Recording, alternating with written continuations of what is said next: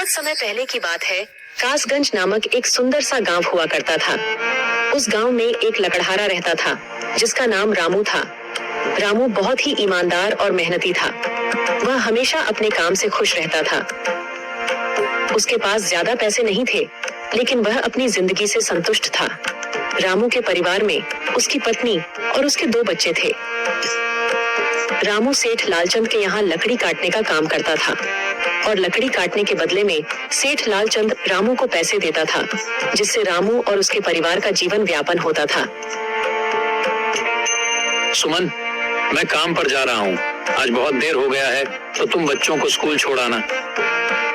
जी, school तो मैं छोड़ आऊंगी, लेकिन मोनू और चिंकी पिछले 2 दिन से कह रहे हैं कि उनके स्कूल की टीचर स्कूल की फीस मंगा रही है। हाँ, तो जाकर दे आओ ना स्कूल की फीस। अजी कहाँ से दूं? आप जो पगार लाते हैं उसमें मुश्किल से तो घर चल पाता है। अब उतनी सी तनख्वाह में मैं बच्चों की फीस का इंतजाम कैसे करूं? अजी मैं एक बात आपको साफ साफ कह देती हूँ, आप सेठ लालचंद जी से पगार बढ़ाने की बात कहिए। दिन पर दिन खर्च बढ़ता जा रहा है। बाजार में अगर सब्जी लेने निकलो तो सब्जियों के दाम आसमान छू रहे हैं और बच्चों की पढ़ाई का खर्चा, घर का खर्चा अब इतनी कम तनख्वाह में कैसे गुजारा होगा? ठीक है, मैं आज ही सेठ जी से थोड़ा पगार बढ़ाने की बात करता हूँ। इतना कहकर रामू काम पर चला जाता है।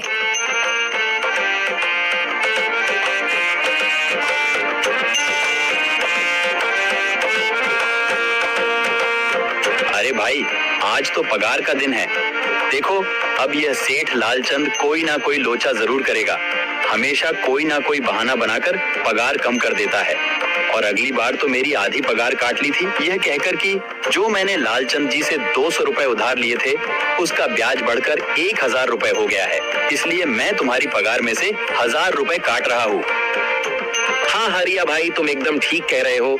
ये सेठ लालचंद ना एक नंबर का चालाक और लालची इंसान है।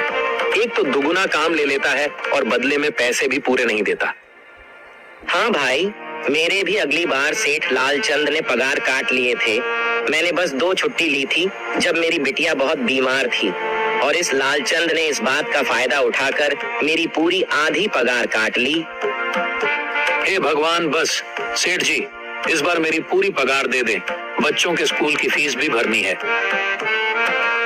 ऐसे सभी लकड़हारे अपने काम पर लग जाते हैं।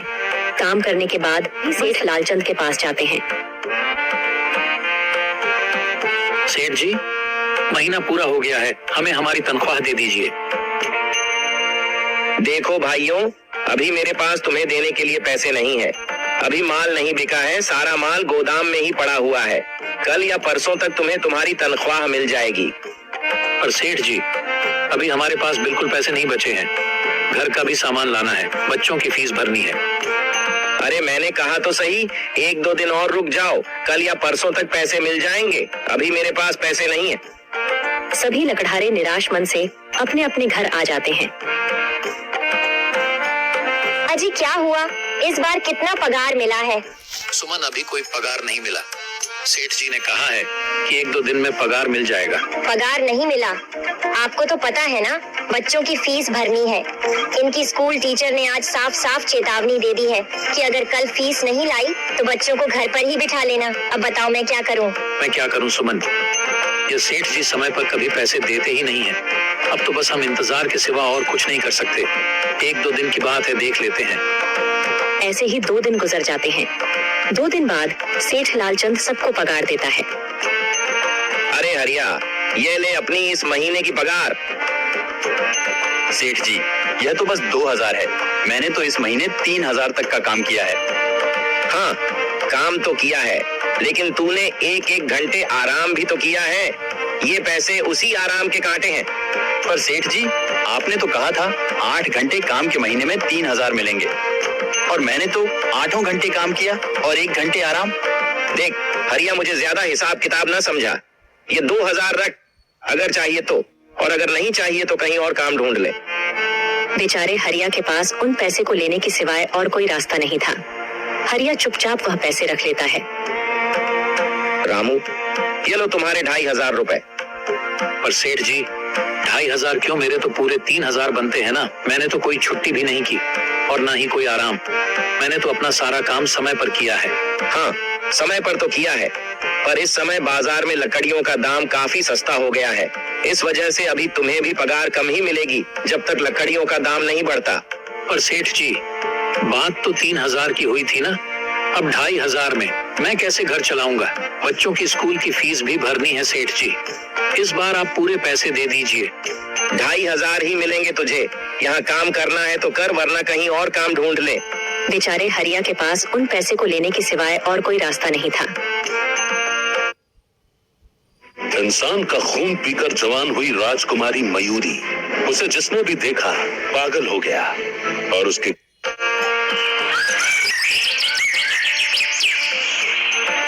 अरे भाई, यह सेठ लालचंद एक नंबर का बेईमान इंसान है। सारे पैसे अपने जेब में भर लेता है और बहाने बनाता है कि लकड़ियों के दाम सस्ते हो गए हैं। देख लेना, हम गरीबों की किसी न किसी दिन इसे जरूर हाय लगेगी। नहीं हरिया, ऐसे नहीं कहते। वह हमारे अन्नदाता है। आखिर उन्हीं के वजह से तो हमारा घर चल रहा है। अरे काहे का अन्नदाता? काम के पूरे पैसे तो देता नहीं है। पूरे महीने मेहनत करके भी क्या मिलते हैं? बस ये 2,000 रुपए। इसमें घर खर्च कैसे चलाएं? ऐसे तो हम कभी तरक्की नहीं कर पाएंगे। और हम कर भी क्या सकते हैं हरिया? हमें लकड़ी काटने के सिवा और कोई काम कहाँ आता है? और कोई काम खोलना भी चाहे तो उसके लिए हमारे पास इतने पैसे कहाँ हैं? अब जो भी हो, हमारा तो बस ये सेठ लालचंद ही सहारा है ना। कुछ देर बातें करने के बाद अपने घर की ओर निकल पड़ते हैं। जी आ गए आप। कितनी पगार मिला है? सुमन, इस बार सेठ जी ने बस 2,500 रुपए ही दिए हैं। बस 2,000? इतने में कैसे घर चलाएंगे? बच्चों की फीस में ही 1,000 रुपए निकल जाएंगे। फिर 1,500 में क्या क्या करेंगे? अब मैं क्या कहूँ सुमन, अब तुम्हें इसी में ही गुजारा करना होगा। तुम सबसे पहले बच्चों की फीस भर देना, इसके बाद बाकी का मैं देखता हूँ। अजी आप क्या देख लोगे? सेठ जी से पूरे पैसे तो मांगे नहीं गए आपसे? नहीं सुमन, मैंने सेठ जी से पैसों के लिए कहा था, पर सेठ जी ने साफ इनकार कर दिया और कहा, यह लेना है तो लो, वरना कहीं और काम ढूंढ सकते हो। मैं सोच रहा हूँ कि लकड़ी काटने के बाद मैं कहीं और भी काम ढूंढ लूं। सेठ जी के यहाँ से काम करने के बाद मैं दूसरी जगह पर काम किया करूंगा, इससे कुछ ज्यादा आमदनी हो जाएगी। आज ही मैं सेठ जी के यहाँ पर काम करने के बाद और भी जगह काम ढूंढने जाऊंगा।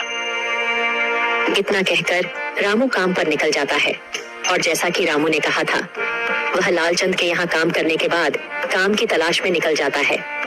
रामू पूरे गांव में काम ढूंढता है, दुकानों पर जाकर लोगों से काम मांगता है, मगर हर जगह रामू को केवल निराशा ही हाथ लगती है। अंत में थक हार कर रामू वापस जाने लगता है।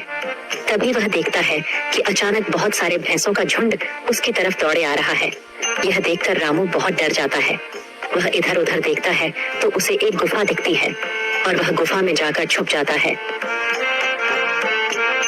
जब भैंसों का झुंड वहां से निकल जाता है, तब रामू की जान में जान आती है। हे भगवान, आज तो बाल बाल बच गया मैं, वरना आज तो मैं इन भैंसों के पैरों तलों तो कुचला ही जाता। पर यह मैं कहाँ आ गया? रामू यह सब सोच ही रहा था कि तभी उसकी नजर गुफा में रखी एक टोकरी पर जाती है। रामू उस टोकरी के पास जाता है। ये कैसी गुफा है? ये कैसी टोकरी यहाँ पड़ी है? इसे मैं घर ले जाता हूँ, सामान रखने के काम आ जाएगी। रामू जैसे ही उस टोकरी को हाथ लगाता है, गुफा में से एक आवाज आती है, रुक जाओ, इसे छूने की कोशिश मत करो। यह आवाज सुनकर रामू एकदम पीछे हट जाता है। तभी गुफा में एक जिन्न प्रकट हो जाता है और वह रामू से कहता है, कौन हो तुम और मेरी गुफा में क्या कर रहे हो? मुझे माफ करना, आप जो भी हो। कुछ भैंसों का झुंड मेरे पीछे पड़ गया था और उनसे बचने के लिए मैं इस गुफा में आकर छिप गया और फिर मेरी नजर इस टोकरी पर गई। माफ कीजिए, मुझे लगा यहाँ कोई नहीं है तो यह टोकरी किसी की नहीं होगी, इसलिए मैंने इसे छुआ। रामू, तुम्हें डरने की जरूरत नहीं है। मैं तुम्हारे बारे में सब जानता हूँ। मेरी नजर एक बार भी जिस पर पड़ जाती है, मैं उसका इतिहास अपनी खुली आंखों से देख सकता हूँ। पर आप है कौन और आप इतने विचित्र क्यों दिखाई पड़ रहे हैं? आप अपना परिचय दीजिए। कौन है आप? मैं एक जिन हूँ और मैं कई सालों से इस गुफा की रक्षा कर रहा हूँ। यह गुफा मेरे पूर्वजों की है। इस गुफा में केवल वही इंसान घुस सकता है जिसका मन बिल्कुल पवित्र हो। अगर तुम अपवित्र होते तो तुम इस गुफा में कभी नहीं घुस पाते। तुम एक सच्चे इंसान हो, इसलिए तुम इस गुफा में घुस पाए और इस टोकरी को छू पाए। अब तुमने इस टोकरी को छुआ है तो यह टोकरी तुम्हारी हुई।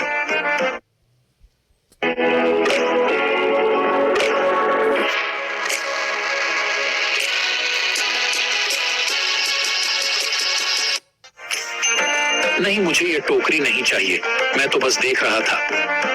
डरो मत रामू, तुम ये टोकरी ले जाओ। ये कोई साधारण टोकरी नहीं है, बल्कि यह जादुई टोकरी है। जादुई टोकरी? क्या यह वही जादुई टोकरी है जिसके बारे में हमारी दादी कहानी सुनाई करती थी कि किसी गांव में एक जादुई टोकरी हुआ करती थी और वह सबकी इच्छाएं पूरी करती थी? हाँ रामू, ये वही जादुई टोकरी है। अब तुम इस टोकरी के मालिक हो। तुम इसके इस्तेमाल से अपनी स्थिति सुधार सकते हो, पर याद रखना, तुम जो भी वस्तु इस टोकरी में एक बार डालोगे, वह चीज ही तुम्हें बार बार इस टोकरी में डालनी होगी। इसके अलावा तुम और दूसरी कोई चीज इस टोकरी में नहीं डाल सकते। अगर तुमने ऐसा किया तो इसका परिणाम तुम्हें ही भुगतना होगा। मेरी इस बात को हमेशा ध्यान में रखना और सोच समझकर बिना लालच किए इस टोकरी में वह ही सामान रखना जिसकी तुम्हें जरूरत हो। रामू टोकरी को लेकर घर आ जाता है। सुमन, ये देखो, ये मैं क्या लेकर आया हूँ। क्या लाए हो आप? बस ये एक टोकरी। सबसे पहले यह बताइए, आप तो काम की तलाश में गए थे ना, तो कोई दूसरा काम मिला कि नहीं? नहीं। अरे सुमन, मेरी पूरी बात तो सुनो। ये कोई ऐसी वैसी टोकरी नहीं है, बल्कि ये एक जादुई टोकरी है। रामू सुमन को वह सारी घटना के बारे में बताता है जो उसके साथ हुई। अच्छा, तो आपका कहने का मतलब है कि इस टोकरी में हमें कोई ऐसी चीज डालनी होगी जिसकी हमें सबसे ज्यादा जरूरत हो। हाँ सुमन, हमें सोच समझकर ही इसमें कोई चीज डालनी होगी। रामू थोड़ी देर सोचता है, फिर उसका ध्यान उन लकड़ियों पर जाता है जो एक बार उसने सुमन को रखने को दी थी। सुमन, तुम्हें याद है, एक बार मैं जंगलों में लकड़ियां काटने गया था तो मुझे एक चंदन की लकड़ी मिली थी और वह मैंने तुम्हें लाकर दे दी थी। हाँ, दी तो थी। तो तुम उस लकड़ी को ले आओ। हम उस चंदन की लकड़ी को ही इसमें डालेंगे और उस लकड़ी से अपना एक व्यापार शुरू करेंगे। सुमन चंदन की लकड़ी को ले आती है और उसे टोकरी में डाल देती है। वह जैसे ही चंदन की लकड़ी उस टोकरी में डालते हैं, उसमें कई सारी लकड़ियां आ जाती हैं। अरे वह ये तो चमत्कार ही हो गया। ये देखिए कितनी सारी चंदन की लकड़ियां हो गई। अगर आप इसको बेचेंगे तो इससे काफी अच्छे पैसे मिलेंगे। हाँ राधा, मैं कल सुबह बाजार जाकर इनको बेच आऊंगा और जो पैसे मिलेंगे उससे हम अपने मोनू और चिंकी के स्कूल की फीस भर देंगे और बाकी बचे पैसों को संभाल कर रख लेंगे।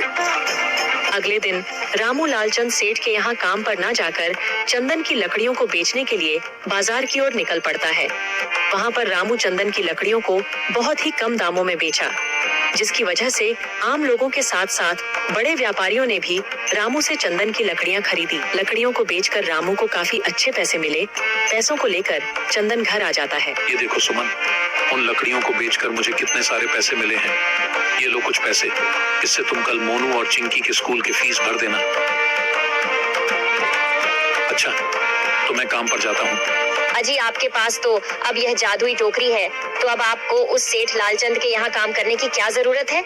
हाँ सुमन, मैं सेठ लालचंद जी के यहाँ काम पर नहीं जा रहा, बल्कि मैं तो वहाँ पर जो काम कर रहे बाकी के लकड़हारे हैं उन्हें ये खुशी की खबर देने जा रहा हूँ, क्योंकि सेठ लालचंद जी से मेरे साथ साथ वह लकड़हारे भी बहुत परेशान थे। इसलिए अगर मेरा भला हो रहा है तो क्यों ना मैं उन सभी का भला करूं।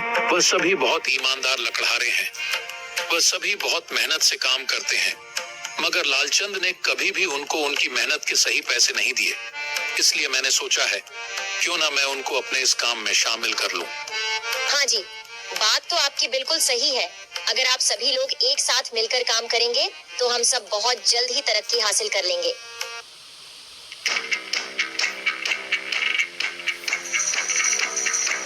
क्राफ्टो